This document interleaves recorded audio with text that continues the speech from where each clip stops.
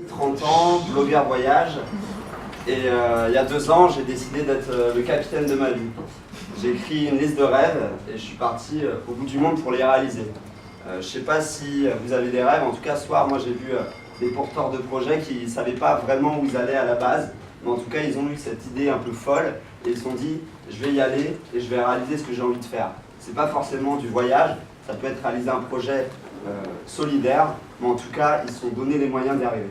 Et ce que je veux vous montrer ce soir, c'est qu'il est tout à fait possible de mettre en place des choses et de réaliser des choses qui sont au-delà du possible.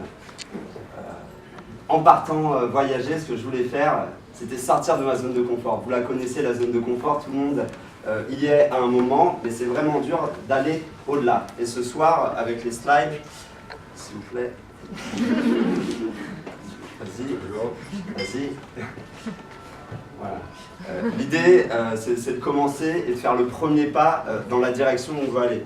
Là, j'étais parti en Corse. Je ne suis pas un expert en randonnée, mais je voulais faire le GR20. Le GR20, c'est une rando de 200 km qui traverse toute la Corse et ça se fait en 16 jours. Et le défi, c'était de le faire en 8. Merci. Je suis parti... Vas-y. Ah, c'est avant? Ouais, c'était bien encore avant. Ok.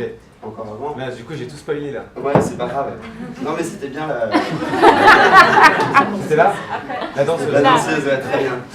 Je suis parti en Colombie pendant 3 mois. Mon objectif, c'était d'apprendre l'espagnol, premièrement. Et deuxièmement, d'apprendre à danser la salsa caleña. Et donc, je suis allé à Cali, la capitale. J'ai pris des cours et au final, j'ai fait un show de 2 minutes sur scène. Génial.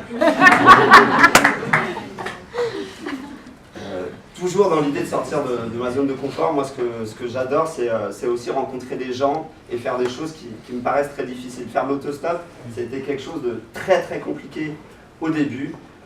J'ai commencé par faire un Paris-Madrid tout seul. Le premier jour pour partir, mais c'était extrêmement dur. Donc tu vas en je suis allé en périphérie de Paris et tu es là avec ton pouce, ta petite pancarte et au final quelqu'un te prend et puis de voiture en voiture tu arrives au bout.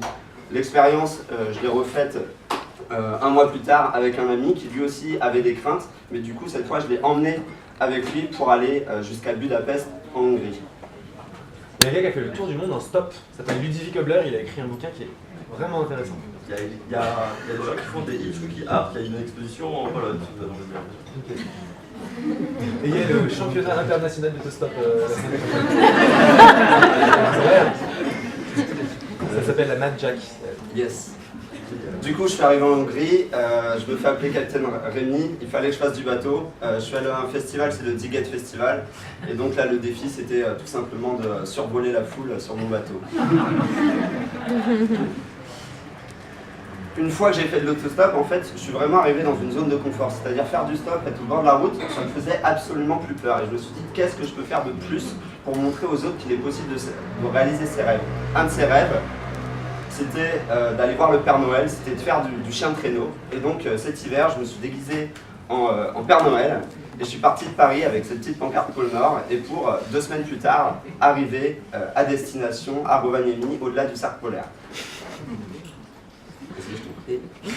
Voilà, donc quand t'arrives au bout, c'est vraiment... toute l'idée, c'est de réaliser ses rêves. Toujours se dire qu'est-ce qu'il est possible de faire. Moi, ce que j'aime bien, c'est de se dire en fait, est-ce qu'on est obligé de créer un projet, de prendre du temps? On peut aussi partir du jour au lendemain. Juste, là, j'ai pris un Vélib, donc vous connaissez, et je me suis dit, allez, c'est parti, on va à Bruxelles en Vélib. Et ça paraît bête parce qu'il y a des gens qui vont préparer, et ils ont certainement raison, hein, ils vont préparer pendant 2 ans un tour du monde en vélo, mais on peut aussi partir à l'aventure, réaliser des choses qui permettent de connaître le monde.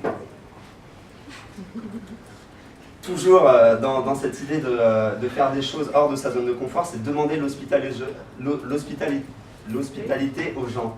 C'est très très compliqué. Je toquais aux portes des gens pour demander de dormir chez eux. Les réponses étaient très souvent négatives.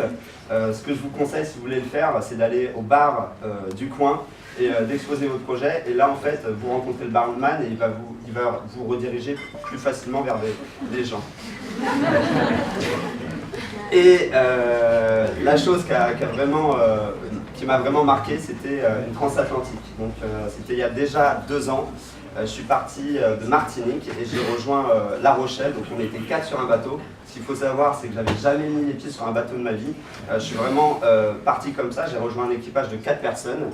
Et ça a été quelque chose d'extraordinaire. Et c'est cette histoire sur ce bateau que j'ai voulu raconter. Donc j'ai monté un projet sur Ulule, vas-y, encore, pour en fait raconter toute cette histoire, toute cette aventure.